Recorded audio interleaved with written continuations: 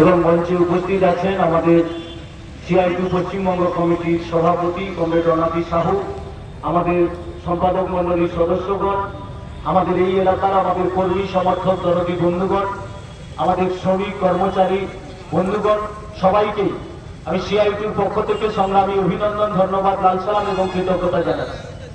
ইতিমধ্যে নেতৃত্বরা আপনাদের কাছে বলেছেন কেন আজকের এই বিক্ষোভ মিছিল এবং সভা আমরা এখানে সংগঠিত করছি। কারণ আজকে মূলত যে হলদিয়া বন্দরের অভ্যন্তরে স্থায়ী শ্রমিকের সংখ্যা কমিয়ে এখন যখন অস্থায়ী শ্রমিকের উপর নির্ভর করে একটা বন্দর চলছে, সেই বন্দরে অনেকগুলি টালমহালার পর তারপরে একটা সংস্থার অভ্যন্তরে শ্রমিকরা কাজে যুক্ত হয়েছে। হঠাৎ করে শ্রমিকদের কোনো টাকা নেই, কথা নেই, বলা নেই, কিচ্ছু নেই। এমনকি ইন্ডিভিজুয়ালি শ্রমিকদেরকে ছাঁটাই শ্রমিকও নোটিশও পর্যন্ত দেয়নি। হঠাৎ করে অফিসের দেওয়ালে একটা নোটিশ চিঠিয়ে দেওয়া হলো কি না, জানুয়ারির 15 তারিখ পর্যন্ত 200 শ্রমিক কাজ করবে, তারপরে সেই 200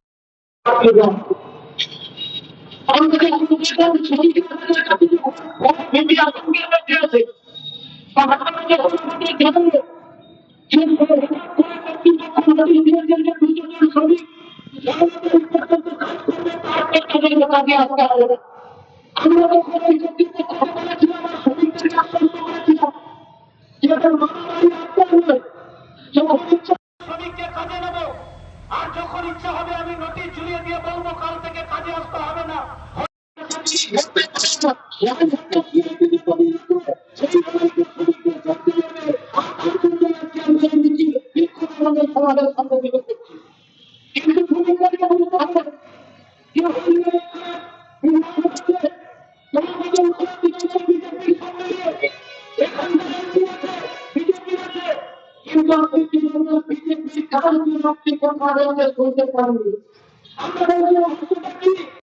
বন্দরের অভ্যন্তরে শ্রমিক ছাঁটাইয়ের পর কেন তৃণমূল বিজেপির শ্রমিক সংগঠন তারা নীরব দর্শকের ভূমিকা পালন করছে? আমরা বুঝেছিলাম, শ্রমিকরা আস্তে আস্তে বুঝতে পারছে। কারণটা কি না, তৃণমূল বিজেপির নেতারা প্রত্যেক মাসে নিয়মিত ওই যে সমস্ত মালিক আছে, কর্তৃপক্ষ আছে, তাদের কাছ থেকে কাটমানি তাদের পৌঁছে যাচ্ছে। আর যারা এই তৃণমূল বিজেপির কাটমানি খাচ্ছে তারা কখনোই শ্রমিকদের স্বার্থে লড়াই করতে পারে না। তারা ম্যানেজমেন্টের বিরুদ্ধে, তারা মালিক তাদের বিরুদ্ধে কখনোই তারা প্রতিবাদ করতে পারে না। সে কারণেই লোক দেখানো অনেকে বোঝানোর চেষ্টা করছে, কিন্তু কাউকে আপনি এই প্রতিবাদে সামিল হতে দেখতে পাচ্ছেন না। আর ওখানে এখন পুঁজির আভ্যন্তরীণ দ্বন্দ্ব চলছে। এখানে আরো বলছে, আর ওখানে আদানি বলছে, আদানি দুটো বাদ পেয়েছে, তারা ওখানে নতুন করে মাল ওঠানোর কাজ করবে। এখন তারা কি বলছে না, আমাদের মাল ওঠা নামানোর ক্ষেত্রে আমরা বাইরে থেকে শ্রমিক নিয়োগ করব।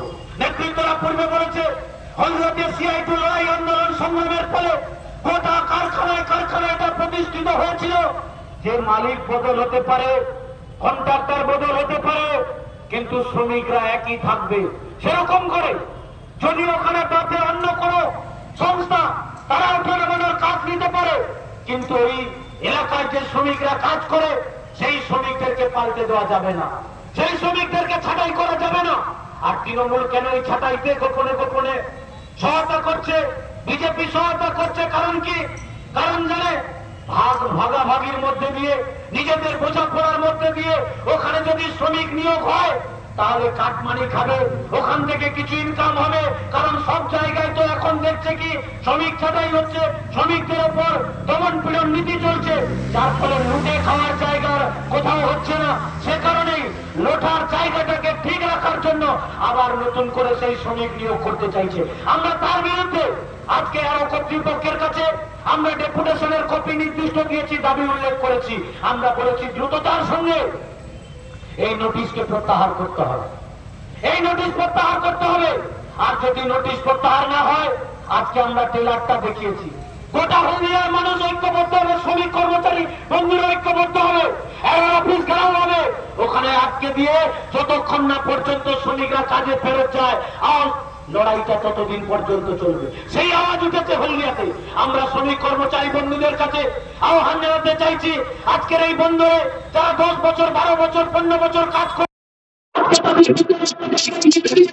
এখন থেকে নতুন যদি নিয়োগ হয় তাহলে কর্মচারীরা তাদের কাজ করার ধারণা আছে। এই তৃণমূল বিজেপির এই ধারণা হচ্ছে আপনাদের পক্ষে আমি দেখবো না। এর বিরুদ্ধে শ্রমিকের ঐক্যবদ্ধভাবে রাস্তা সংগঠিত করতে হবে। একটি বন্ধু শ্রমিকের আমরা এখন হিংসকে করেছে কিন্তু অনেক সংস্থা আছে যেগুলোতে এখনো পর্যন্ত সিওডি নতুন করে বেতন চুক্তি সংগঠিত করা হয়নি। আজকে চাল ডাল কলা মূলা শাক সবজি ছেলে মেয়ের পড়াশোনা জীবনদায়ী ঔষধ সব জিনিসের দাম বাড়ছে, আপনার খরচ বাড়ছে, কিন্তু সিওডি না হওয়ার ফলে আপনার বেতন বাড়ছে না। নতুন বেতন চুক্তি না হলে আপনার বেতন বাড়বে না। স্বাভাবিকভাবেই শ্রমিকরা যন্ত্রণার মধ্যে আছে। কিন্তু আপনি দেখছেন কি তৃণমূল বিজেপির আইএনটিটিউসি বা বিএমএস তারা কেউ প্রতিবাদ করছে না। প্রতিবাদ কেবলমাত্র ঝান্ডা সংগঠিত করছে। আজকের এই বন্দরের অবস্থা দেখছেন, গোটা হলদিয়ার দিকে আজকে তাকিয়ে দেখুন। তৃণমূল বিজেপি নিজেদের বোঝাপড়ার মধ্যে দিয়ে কারখানায় কারখানায় লুটে পুটে খাচ্ছে। আজকে পাশে হাত দেখালে দেখতে পাচ্ছেন এইচপিএল, যে এইচপিএল বামফ্রন্ট সরকারের লড়াই আন্দোলন সংগ্রামের ফসল, সেই সময় কেন্দ্রীয় সরকারের বিরুদ্ধে দাঁড়িয়ে বামপন্থীদের লড়াইয়ের ফসল হয়েছে সেই এইচপিএল। আজকের এইচপিএল আপনি কি দেখছেন? শ্রমিকদের উপর জোর জুলুম চলছে। জোর জুলুম কি না ভিআরএস নিতে হবে। আরে ভিআরএস মানে স্বেচ্ছায় অবসর নেওয়ার কথা, কিন্তু ওখানকার কর্তৃপক্ষ তারা কি বলছে? বলে তোমার প্রেসার বেশি আছে, তুমি ভিআরএস নিয়ে নাও। তোমার কোলেস্টেরল বেশি, তুমি ভিআরএস নিয়ে নাও। তোমার সুগার আছে, ভিআরএস নিয়ে নাও। আজকে এইচপিএল 31 জন শ্রমিককে জোর করে ভিআরএস এ স্বাক্ষর করিয়ে দিয়েছে। 172 জনের তালিকা তৈরি করেছে কর্তৃপক্ষ, যে এদের নাকি সুগার বেশি, প্রেসার বেশি, তাদের কোলেস্টেরল আছে, তার জন্য নাকি তাদেরকে ওখান থেকে ভিআরএস নিতে হবে। আমরা ওই এইচপিএল এর গেটে দাঁড়িয়ে তৃণমূল বিজেপি নিল, কিন্তু লাল ঝান্ডা নিয়ে আমরা সিআইটির পক্ষ থেকে গেটে দাঁড়িয়ে বলেছিলাম যে কর্তৃপক্ষ ওই নোটিশ জারি করেছে, ওই কর্তৃপক্ষের যদি সুগার প্রেসার আর কোলেস্টেরল পরীক্ষা করা হয় তাহলে দেখা যাবে তাদের 80% ওই সমস্ত মালিক পক্ষের যারা দালালি করছে তাদের সুগার প্রেসার কোলেস্টেরল বেশি হবে। তাহলে আগে তো তাদের বাদ দিতে হবে। এইচপিএল এর শ্রমিকরা লড়াই করছে। আজকে সংহতি জানিয়ে এইচপিএল এর শ্রমিকরা এখানে উপস্থিত হয়েছে। লড়াইটা এইচপিএল এ চলছে। ওদিকে দেখছেন আরসিতে ওখানে কয়েক হাজার ঠিকা শ্রমিক, তারা আজকে 2021 সাল থেকে 2026 সাল 5-6 বছর হতে চলল, ওখানে এখনো পর্যন্ত তাদের নতুন করে সিওডি ফয়সালা হয়নি। লাগাতার লড়াই করেছে শ্রমিকরা, ওখানে গেটে বিক্ষোভ করেছে। প্রায় 100 দিনও বেশি চিঠি চালাচালি হয়েছে ম্যানেজমেন্টের সঙ্গে আমাদের সিআইটি ইউনিয়নের। ওখানে বিক্ষোভ দেখিয়েছে, অ্যাডমিন বিল্ডিং এর সামনে অবস্থান করেছে, ওখানে ম্যানেজমেন্টের কাছে ডেপুটেশন দিয়েছে, এবং তারপরে শ্রমিকরা ওখানে সারা দিন সকাল 6টা থেকে রাত্রি 6টা পর্যন্ত 12 ঘন্টার জল স্পর্শ না করে অনশনে বসে আছে। কারণ কি? ওখানকার সিওডিটাকে ফয়সালা করবার জন্য ন্যায্য দাবি। কিন্তু এখনো পর্যন্ত সেই এখনো সিওডি ফয়সালা পায়নি। ওখানে আইসি শ্রমিকরা লড়াই করছে, ঠিকা শ্রমিক, ক্যান্টিন শ্রমিক থেকে ওখানকার মার্কেটিং এর শ্রমিকরা তারা ঐক্যবদ্ধভাবে লড়াই করছে। আর ম্যানেজমেন্ট এখন পর্যন্ত সেই সিওডি ফয়সালা করেনি, তাই লাগাতার লড়াইটা জারি আছে। আবার ওদিকে দেখছেন কি, ওদিকে ইন্দোরামা থেকে শুরু করে এক্সাইড থেকে শুরু করে টাটা সর্বত্র তৃণমূলের তোলাবাজি চলছে। শ্রমিকদের কাছ থেকে অনৈতিকভাবে তোলা আদায় করা হচ্ছে। মালিক পক্ষের সঙ্গে বোঝাপড়া করে নিয়ে সেখানে শ্রমিকদেরকে শোষণ করবার চক্রান্ত হচ্ছে। আবার দেখছেন আরটিবিআই, সেখানে আমরা শুনলাম কি না 450-500 শ্রমিক আছে যাদের নাকি পিএফ টাকা জমা পড়েনি। কন্ট্রাক্টর টাকা নিয়ে নিচ্ছে, কিন্তু ওখানে তাদের টাকা জমা পড়ছে না। সেখানে আমাদের ইউনিয়ন গঠিত হয়েছে, তারা সেখানে লড়াই করছে।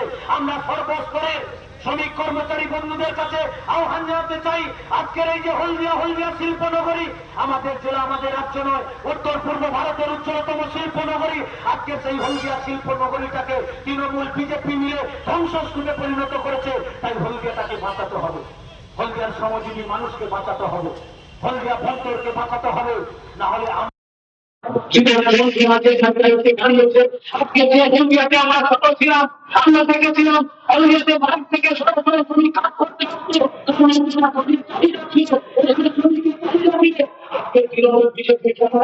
আমরা দেখেছি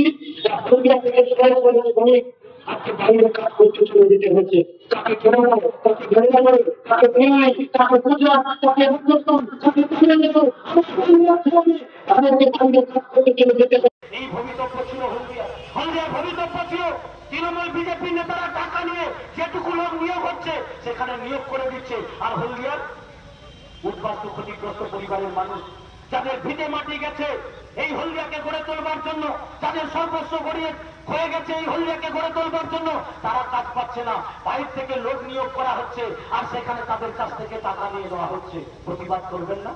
আমরা আবেদন জানাতে চাই আজকের এই সভা থেকে শ্রমিকরা ঐক্যবদ্ধ যদি হয় তাহলে সবকিছুর প্রতিরোধ করে তুলতে পারে। আজকে সারা দেশ জুড়ে নরেন্দ্র মোদীর সরকার যেভাবে শ্রমজীবী মানুষের অর্জিত অধিকার কেড়ে নেওয়ার জন্য আমার দেশের যে 29টা শ্রম আইন ছিল সেই 29টা শ্রম আইনকে সংশোধন করে 4টা শ্রম কোডে পরিণত করছে। এই শ্রম কোডের নোটিশ ইতিমধ্যে লাগু হয়েছে, কার্যকারী হবে। আমরা বলছি এই শ্রম কোড যদি লাগু হয়ে যায় তাহলে এটা মালিক পক্ষ, শিল্পপতি কোটিপতিদের পৌষ মাস হবে আর শ্রমিকের সর্বনাশ হবে। যে নীতি শ্রমিকের সর্বনাশ করবে সেই নীতির বিরুদ্ধে আমাদের ঐক্যবদ্ধভাবে লড়াই হবে। আগামী 12ই ফেব্রুয়ারি গোটা দেশ জুড়ে সাধারণ ধর্মঘট হবে। আর পশ্চিমবাংলার মাটিতে যেহেতু মাধ্যমিক উচ্চ মাধ্যমিকের পরীক্ষা রয়েছে তাই গোটা পশ্চিমবাংলাতে শিল্প ধর্মঘটে আমরা সামিল হব। আমরা সমস্ত শ্রমিক কর্মচারী বন্ধুদের কাছে আহ্বান জানাতে চাই, আসুন এই শ্রম কোড যদি লাগু হয়ে যায় তাহলে আপনার 8 ঘন্টা কাজের গল্প শেষ, 12 ঘন্টা 14 ঘন্টা 15 ঘন্টা কাজ করতে হবে।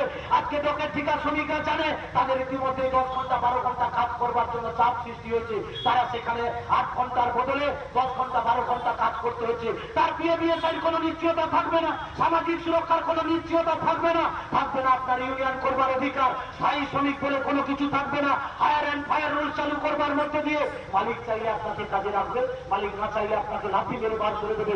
আপনি আরএলসি ডিএলসি লেবার কমিশনের কাছে যেতে পারবেন না, সেই অধিকারটাও পর্যন্ত এই শ্রমকোডের মধ্যে কেড়ে নিচ্ছে।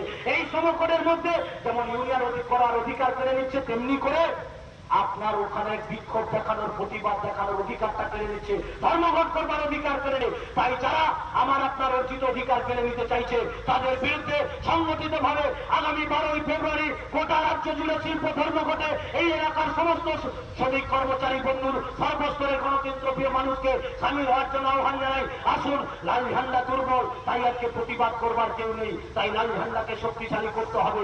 যারা এমপি এমএলএ হয়ে বসে আছে, যারা কারখানার গেটে গেটে লাল ঝান্ডাকে হাঁটিয়ে দিয়ে স্লোগান দিয়েছিল লাল হাটাও হলদিয়া বাঁচাও, আমরা বলছি লাল হেঁটেছে হলদিয়া বাঁচেনি। তাই হলদিয়াকে যদি বাঁচাতে হয় লাল ঝান্ডাকে শক্তিশালী করতে হবে। তাই সেই যুদ্ধের জন্য, লড়াইয়ের জন্য সর্বস্তরের শ্রমিক মেহনতি মানুষ, কর্মী, সমর্থক, দরদি বন্ধুগণ সবাই ঐক্যবদ্ধভাবে লড়াই করবার মধ্যে দিয়ে এই শোষক শ্রেণীর বিরুদ্ধে, যারা শোষণ করছে, নিপীড়ন করছে, শ্রমিক শ্রেণীর উপরে যন্ত্রণা নামিয়ে আনছে, তাদের বিরুদ্ধে ঐক্যবদ্ধভাবে লড়াইতে আপনারা সামিল হবেন। আগামী দিনে এরো কোম্পানি যদি এই নোটিশ প্রত্যাহার না করে, যদি দিকে দিকে শ্রমিকদের উপর যে বঞ্চনা চলছে সেখান থেকে যদি বন্ধ না হয়, আরো বৃহত্তর লড়াইয়ের জন্য আমরা প্রস্তুতি গ্রহণ করব। আপনারা আমাদের পাশে থাকবেন, আশীর্বাদ করবেন, দোয়া করবেন এই লড়াইকে এগিয়ে নিয়ে যাওয়ার জন্য। আপনারা আপনাদের সমস্ত শক্তি দিয়ে ঝাঁপিয়ে পড়বেন, এই আশা প্রত্যাশা রেখে আপনাদের ধন্যবাদ, অভিনন্দন, লাল সালাম, কৃতজ্ঞতা জানিয়ে আমার কথা শেষ করছি। ইনকিলাব জিন্দাবাদ, সিআইটি জিন্দাবাদ। আপনাদের সবাইকে ধন্যবাদ।